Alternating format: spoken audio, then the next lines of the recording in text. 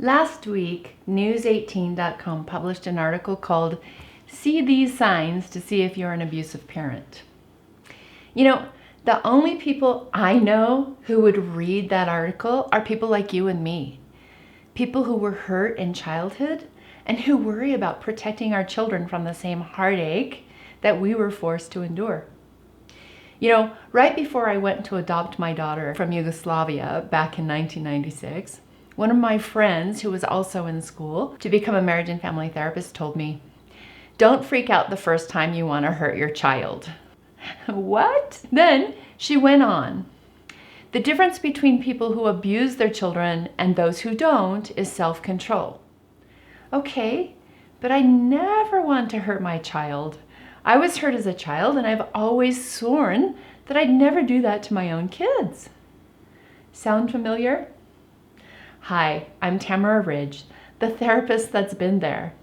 In this video, I'm going to talk about that News18.com article to help you understand more about your worry about hurting your children if you were harmed by a parent or caregiver while you were growing up. The first thing I want to tell you is that if you're worried enough about being an abusive parent to be searching this topic, your heart is in the right place. This article, without saying it, focuses on 5 areas where you might potentially harm your child if you were also hurt as a child.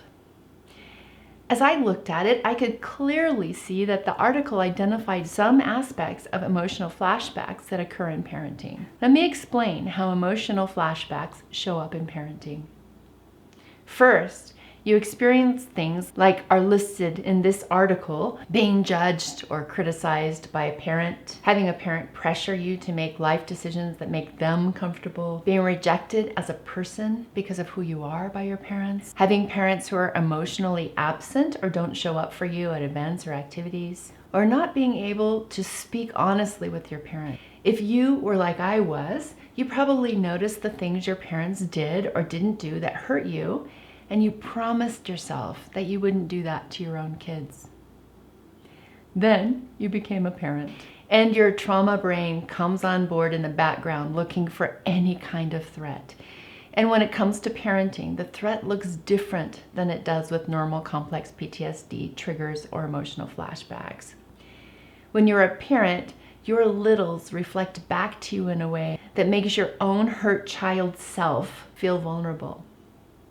And when your littles do or say anything that was unsafe for you to do because of your hurtful parent, your trauma brain takes over.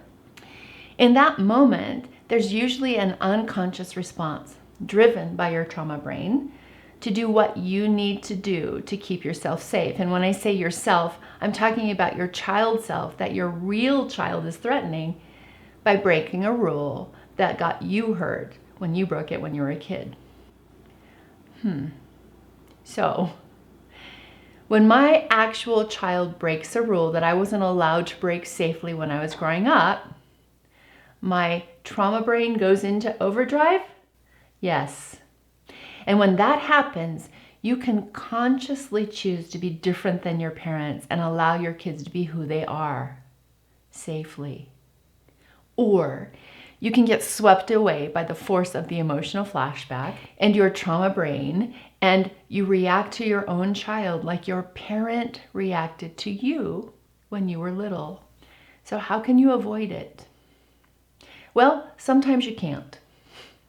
So apologizing to your child after the fact and correcting your own behavior is one of the best things you can do to break the abusive cycle. Children need to know that parents make mistakes, and it'll build confidence in them to know that mistakes can be corrected. But here's what you have to do next. You have to look at what happened through the lens that I just shared with you. What is the rule that caused you to get hurt when you broke it as a kid? In all of the examples that are offered by the article, the abusive parent is reacting to a hidden or unwritten rule and imposing it as a way to keep themselves feeling safe while reacting to their own hidden, unhealed traumas. To be more effective in nurturing parents, we must always be willing to look at the buttons inside of us that our kids push and heal our own traumas so that we don't pass along the same to them. So, when your kid pushes your buttons, ask yourself, how does my reaction reflect on my own upbringing? What do I want to teach my child? How can I nurture my child even if I don't exactly feel safe? How can I remember that my child needs to be allowed to be who they are and that I'm not the same as my parents? Then, separate your unresolved childhood hurts from your interactions with your child. I'm going to share just how I did that in a pretty intense moment with my child when she was 3 in a future video. Subscribe and hit the notifications bell for that video and more tips on how to parent without impacting your child because of your own childhood trauma. Like this video to let me know that you found it helpful to know why you can sometimes overreact to your child because of your childhood. I'm Tamara Ridge. Thanks for watching.